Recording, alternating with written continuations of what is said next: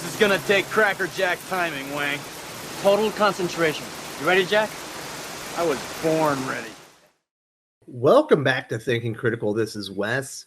I'm actually really excited to talk about this comic book. You've probably heard me mention IDW's The Kill Lock from Livio Ramondelli, here and there, probably for the last few months. This is absolutely one of the best comic books that's been on the market, if not the very best. It's right up there with Daredevil, The Plot, The Last God, Something is Killing the Children. In other words, it's right up there in the cream of the crop as far as comic books that are being produced right now. Obviously, this comic book has come to an end. It was a 6-part limited miniseries from IDW.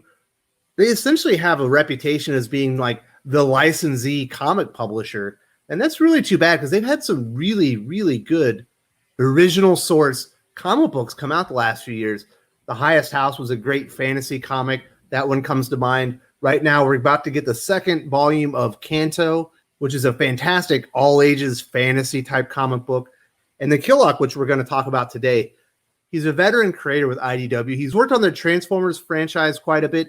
Me, personally, I hadn't really read any comics that he had written or illustrated. I would love to be reading Transformers comics, but they are not written for kids. And if I had a Transformers comic in my house and I didn't read it with my son, he would want to kill me. That's his favorite franchise. It's shocking that IDW does not produce a Transformers comic book that's suitable for children. That is a topic for another day. Today, we're going to talk about The Kill Lock from Livio Ramondelli, which I believe is essentially like a perfect comic book. From the art design, to the colors, to the characterization, to the plot elements, to the big twist. In my estimation, this is essentially a flawless comic book. And it's too bad not enough people know about it. But I do think this is the type of story. There's definitely people are going to take notice.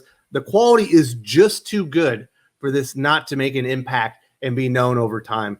If you did not read The Kill Lock, you were going to find it very difficult finding these issues. I believe the first issue print run was like 8,000 or 9,000, which is shockingly low for a number one issue. And you imagine by the second or third issue is probably down for 5 or 6. Not really sure what it's been lately, obviously with the shutdown and everything. Now, this comic kicked off around Christmas, and it came out in one of those weird weeks where everyone kind of took the weeks off and there were some annuals, but there weren't really any interesting comics coming out that week. I needed something to read. I saw a number one issue. I said, you know what? Let me check out The Kill Lock. And I'm so glad I did. It was really weird. I remember I read this comic book. I read the first issue and I messaged Perch. I was like, man, did you read The Kill Lock yet? And he asked, what's The Kill Lock? And I said, it's a new sci-fi comic from IDW. It was amazing. This is like a 5-star comic book. He's like, I'd never heard of that. A retailer that sells comic books was unaware of this comic book because IDW just did not get the word out. And it's really unfortunate because this comic deserved a better fate and certainly deserved a bigger audience. And I'm going to tell you why. I've probably gone on too long with the intro already, so let's get into it. Like I said, Livio Ramondelli is the artist. He does all the lines, he does the pencils, he does the colors. Obviously, it looks like it's painted. I imagine it's painted digitally. You can definitely tell he's worked with robots a lot in the past. When the action happens in this comic and the robots are tearing into each other or breaking stuff and big explosions are happening, the visuals are absolutely engrossing. They draw you in. It's exciting. It's a lot of fun to look at. The man knows how to make robots do cool shit in a comic book. I can tell you that. And this is just a little teaser of what you will get in all 6 of these issues. And like I said, the visuals, everything is so crisp. The character designs are perfect. Essentially, everything about this comic book is cool, especially when you look at it. And I got to just major props to Livio Ramondelli. Like I said, he is a one-man show as far as the visuals in this comic. There are only a couple people credited with helping him create this story, a letterer and an editor. But this is all Livio Ramondelli, and it's definitely what brings you to the party in The Kill Lock. Just look at these visuals. And I'll tell you, with the character designs of the robots, he does a fabulous job. They're robots. They're obviously not humans. It's hard to make them expressive. It's hard to emote things with a robot.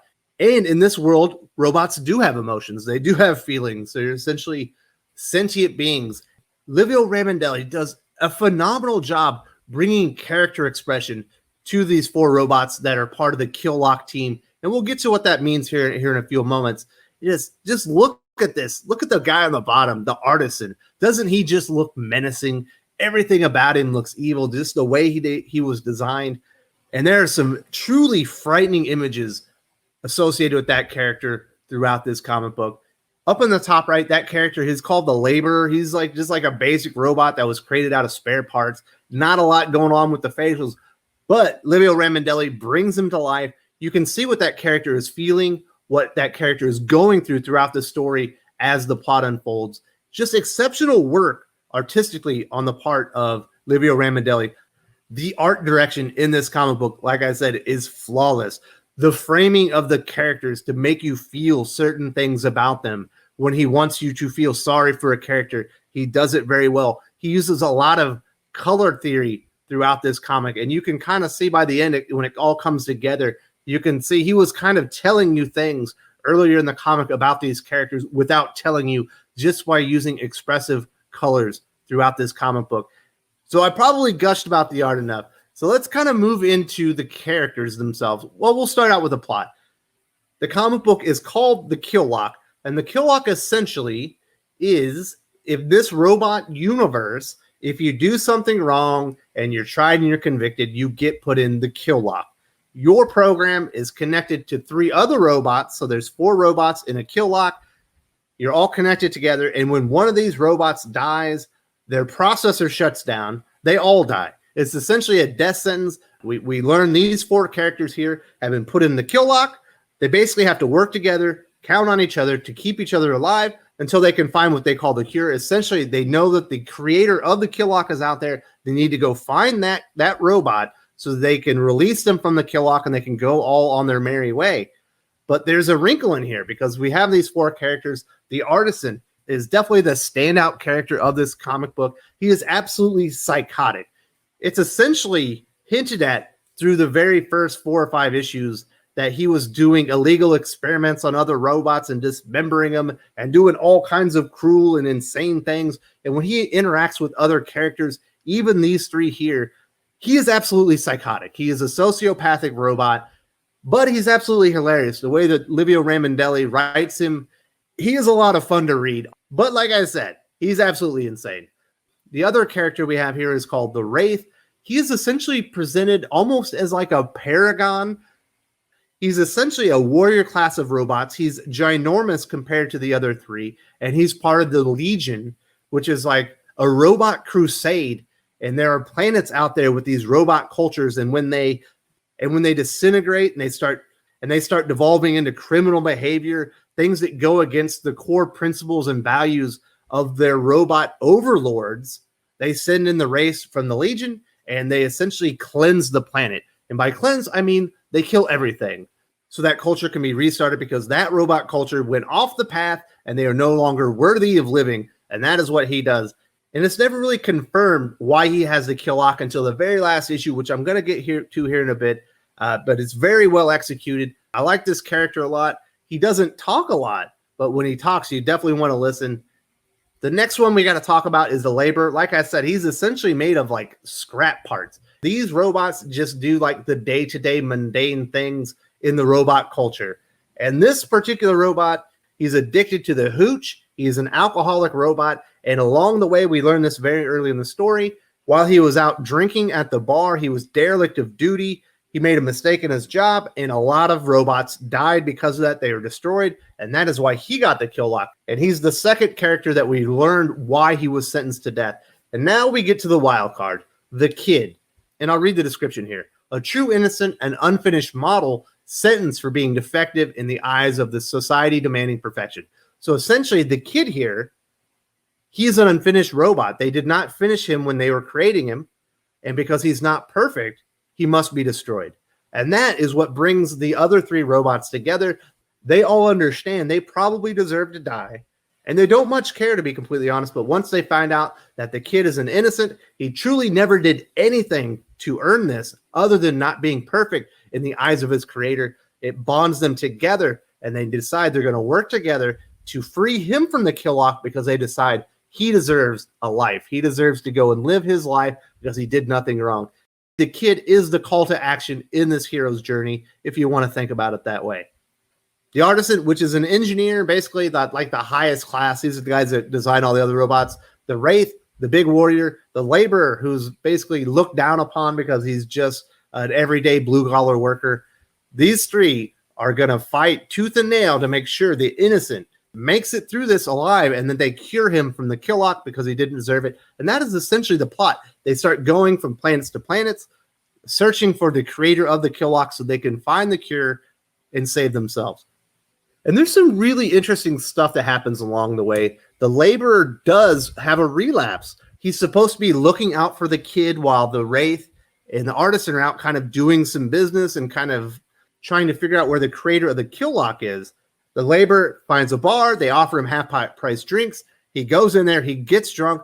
And essentially the kid, he doesn't know anything. He's never been out in the culture. He's never been out in society. And he's very gullible. He is taken in. And someone decides that they're going to steal his arm so they can sell it on the black market.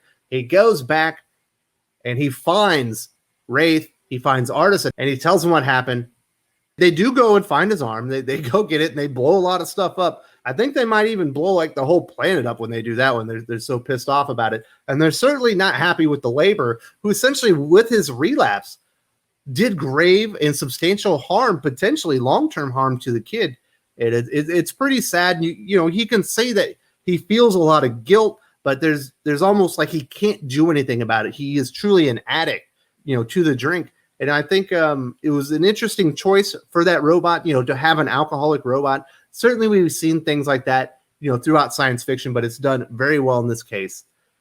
Now, along the way, they do find the planet. They do figure out the planet where the creator of the Killock is, and they do interact with her. This is her. She's the shiny robot with the blue eyes. And it does not go well. It turns out the laborer, I believe, is the first one to encounter her. He tries talking to her, asking for her help, saying they need to be released from the Killock. And she says, there is no cure for the Killock. I tried to develop one for years. I was never able to undo what I created. And I can't help you. I think the Wraith might have been on that one as well. But she leaves. And so the Artisan, the smart-ass psychopathic robot, he decides he's going to take a crack at her and let her know that they really, really want her help. So he goes back in there with his really insane attitude, and he says some really insane things to the creator of the Killock, pisses her off, and they don't know this, but she essentially has a deal. She's left alone as long as when people seeking out the Killock, because they are not the first group to find her, she sends them to this other planet where there's another Artisan, two other Wraith-like robots, and a fourth one obviously waiting. And when these new robots that have the Killock arrive, they destroy them, they take their parts, and that's how they keep living. And they have this deal with her that they'll leave her alone. She can go live in solitude as long as when anybody with the Killock arrives looking for the cure, she sends them their way. And as they are leaving to go to this planet, she is observing them, and she sees that they have the child with her, and she's beside herself. And she tries to make a deal with these other robots that she's sending them off to not hurt these robots because the kid's with them. And we find out that along the way, yes, she did create the Killock, but along the way, it started being used for more nefarious purposes. And she discovered that they were using her creation, the Killock, to sentence imperfect creations to death simply because they are not perfect in the eyes of the designer. That is why she gave up her job at the Killock. She left. And I believe she actually does have a cure, but she's not giving it to anybody. I think that might be one of the twists. I don't remember that one exactly. Needless to say, when they arrive at the other planet, those other robots are not having it. They're like, well, too bad, so sad. We're going to take their parts because we're living forever. It's just an amazing final arc in this comic book. It's really hard to describe. There's some really great twists and turns. Like I explained, in the beginning, we learned why the laborer and the kid had the Killock. I always assumed, just reading it, that the Artisan had the Killock because he was dismembering and killing other robots. But it turns out there's more to it, and that is an enormous twist on the final issue. And we do get confirmation on why the Wraith has the Killock as well. Not nearly the twist as the Artisan, but very well executed and really gives you even more insight and understanding of the Wraith and why he's there and why he's a really great character. I don't want to give the final twists away. People need to read this comic book. But I'm telling you, Livio Ramondelli absolutely nails the landing on this comic book. I am shocked at how satisfying the conclusion is to this. I never saw it coming. Well, I kind of saw part of it coming, but I never really saw the totality of what we were getting to coming. And it was perfect. I don't know how he could have ended this comic any better. If you have not read this, like I said, go out and find the issues if you can. If you can't, you're going to want this in trade. This is a comic book story that you can, trust me, you don't need to go and read them in individuals and then go get the trade. You're going to want the trade on this one because this is perfect science fiction storytelling. I can't gush about this high enough. Just the characterization, the story elements, the plot, the setting designs, everything about this comic book is just flawless.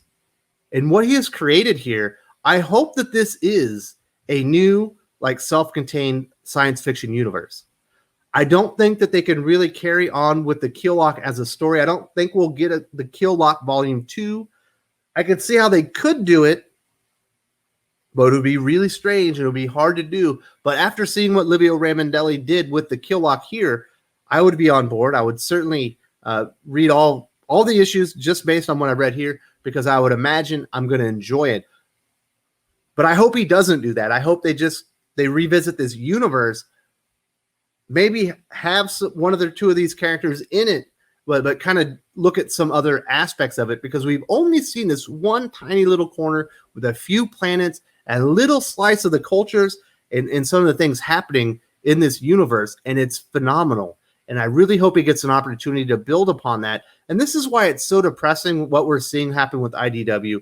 Yes, everyone believes that they're the licensing comic book publisher, but they're not. They have some phenomenal original IP like the Killlock, like Kanto, like the Highest House. And there's a lot of other stuff out there as well. They do not get the credit due that they deserve. They don't get the sales on these comics that they deserve. Obviously, a majority of their sales that they get are like Teenage Mutant Ninja Turtles, Transformers, Ghostbusters, G.I. Joe, a lot of their licensed properties. But this is the good stuff. This is better than Teenage Mutant Ninja Turtles, which I like a lot.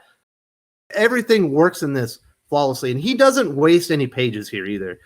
Every inch of real estate in this comic book is well utilized. There's no filler in this.